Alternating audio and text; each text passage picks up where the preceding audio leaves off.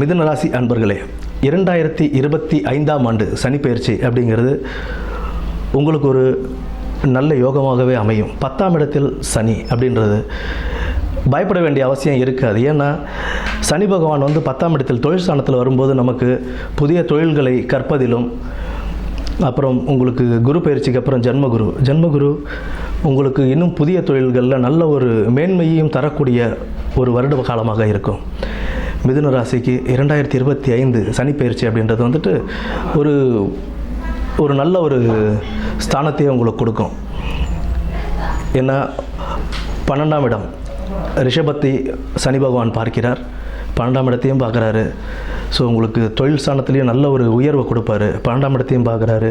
அடுத்து உங்களுக்கு 5ஆம் இடம் பூர்வ புண்ணியஸ்தானம், அதுலேயும் நமக்கு ஒரு நல்ல ஒரு புத்திரபாக்கியம் கொடுக்கக்கூடிய ஒரு யோகங்களும் இருக்கும்.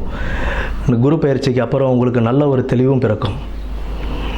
பின்னர் தனுசு 8ஆம் இடமான தனுசு ராசியையும் பார்க்கிறார். சனி குருவை பார்ப்பது நல்லது தான். ஏன்னா இப்போ சனி பகவான் குருவுடைய வீட்டிலேயே இருக்கிறதுனால அதிக கெடுதல்கள் செய்ய மாட்டார். அதனால் நல்ல ஒரு சனிப்பெயர்ச்சியாகவே யோகமாகவும் நல்ல லாபகரமாகவும் இந்த சனிப்பெயர்ச்சி அமையும். நன்றி.